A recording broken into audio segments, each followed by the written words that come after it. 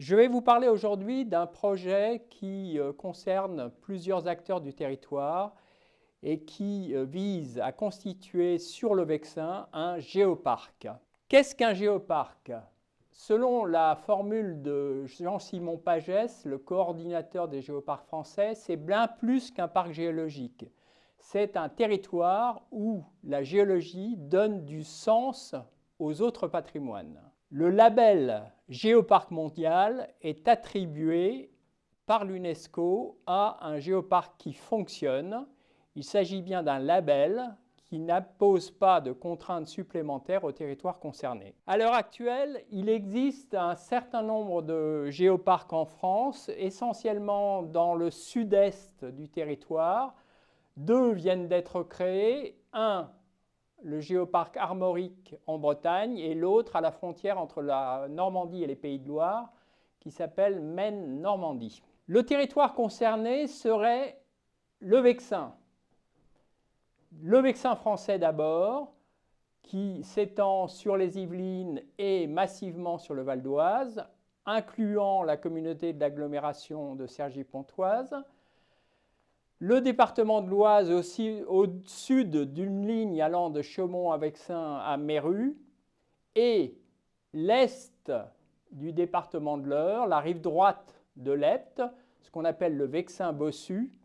J'insiste sur le fait que la communauté d'agglomération de Cergy-Pontoise est incluse dans le géoparc. C'est tout le domaine situé à l'intérieur de cet ovale où dominent ces couleurs jaunes et orangées qui correspondent à une partie sédimentaire d'âge tertiaire déposée au-dessus de la craie que vous trouvez en vert tout autour. Ce territoire comporte des sites tout à fait remarquables. Le premier d'entre eux, c'est le site de Vigny-Longuès, qui est un co-stratotype du danien. C'est donc une référence à l'échelle du monde entier pour cette période de temps. Il faut citer aussi la réserve naturelle régionale de Limay, qui donne accès à toute la pile sédimentaire depuis la craie jusqu'au calcaire du Lutétien que vous voyez là. Il faut ajouter des sites tout à fait remarquables illustrant la géologie de cette période lutétienne. Et parmi ces sites, certains sont en domaine urbain, comme la carrière des Larisses dans le parc du même nom, comme la cave des Moineaux, tous les deux à Pontoise, et d'autres carrières comme celle-ci à Saillancourt que Lavoisier est venu explorer. Le territoire possède aussi un certain nombre de musées dédiés à la géologie. Celui-ci, le petit musée Raymond Pilon à Chaumont en Vexin, avec des collections remarquables de fossiles du Lutétien, mais aussi les salles géologiques des musées du Vexin à Téméricourt et du musée archéologique du Val d'Oise à Guiry en Vexin. J'ajoute que le musée du plâtre, anciennement à Cormeilles-en-Parisis, est actuellement à la recherche d'une nouvelle localisation, pourquoi pas sur ce territoire du géoparc du Vexin. Ce territoire présente des panoramas géologiques remarquables. Le premier d'entre eux, c'est celui des coteaux de la Seine, qui correspondent à une réserve naturelle nationale, mais aussi la butte témoin de Chaumont-en-Vexin ou encore l'axe majeur à Cergy. Une des caractéristiques principales du territoire, c'est d'avoir une morphologie qui parle et révèle des structures. Ainsi, sur cette coupe géologique, vous voyez un anticlinal qui traverse l'ensemble du territoire, l'anticlinal de Vigny, limité au sud par une faille, et cette coupe peut se voir depuis, par exemple, le panorama de la Vierge à Marines.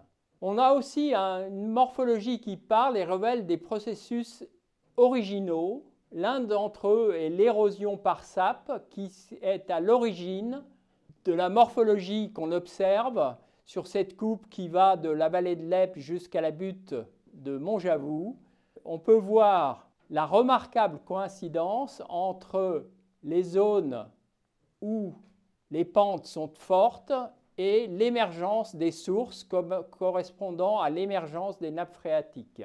La morphologie nous révèle aussi des processus comme l'existence d'anciens glissements de terrain Vous avez ici un exemple qui est le glissement de Blamécourt à Magny-en-Vexin, révélé par deux indices qui sont d'une part la présence de blocs basculés, visibles sur le terrain, et d'autre part par l'existence d'une morphologie tout à fait particulière avec ces petits plateaux intermédiaires soulignés par une contrepente. Le lien entre la géologie et le patrimoine paysager et architectural est évident. Il est d'ailleurs reconnu par le label Ville et Pays d'Art et d'Histoire, qui concerne la ville de Pontoise d'une part et le PNR du Vexin français d'autre part. On peut signaler aussi le souhait de la communauté de communes du Vexin normand de s'engager dans cette démarche de labellisation. Alors, les exemples sont multiples. En voici un, c'est le donjon du château de Gisors, construit massivement en calcaire lutétien, mais où l'on trouve aussi des silex venant de la craie et de la pierre de Vernon, qui est une forme particulière de craie. Voici un autre exemple, l'église médiévale qui mélange roman et gothique du Aulne, qui est construite en meulière, du rupélien, puisqu'on est tout à proximité de la source. Les églises Renaissance en calcaire du lutétien, dont les porches faisaient l'admiration du sculpteur Rodin, là on a un choix extraordinaire. Je donne trois exemples, l'église de Montjavoux, l'église de Gisors et l'église de Marines, mais il y en aurait bien d'autres. Voici aussi un site remarquable, le domaine de Villarceau, où les constructions s'étalent du XIe au XVIIIe siècle, qui est un lieu culturel tout à fait remarquable, et un paradis pour l'hydrogéologie, puisque 32 sources alimentant les étangs et les bassins ont été répertoriées. Plus récemment, on a toute une série de ce qu'on appelle des belles demeures, construites au XIXe siècle souvent, mais aussi au début du XXe, et qui mélangent la meulière, les briques qui peuvent être vernissées, et un travail du calcaire lutétien en bossage, c'est-à-dire un peu en relief.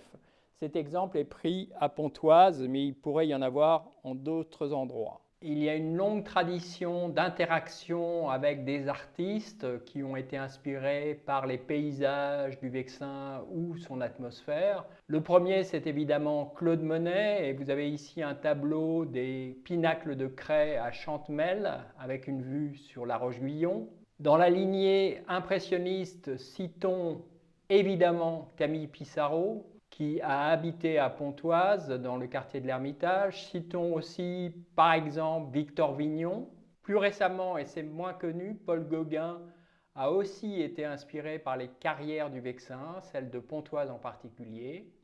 Enfin, au milieu du XXe siècle, un artiste comme Nicolas de Staël a peint plusieurs paysages du Vexin à partir de Mantes-la-Jolie, comme celui qui est présenté ici.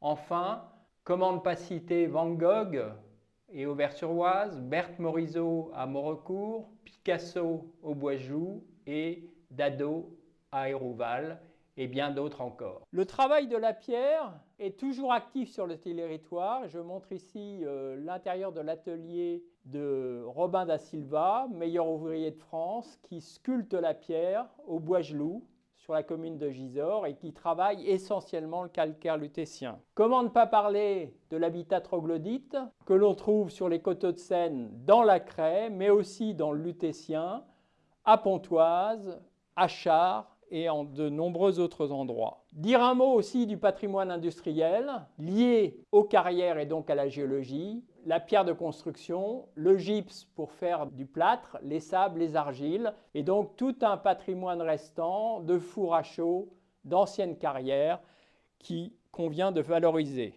Le territoire a donc de nombreux atouts pour devenir un géoparc. Le porteur naturel du projet est le PNR, mais le parc serait étendu à l'ensemble du Vexin français historique et à la rive droite de l'Epte.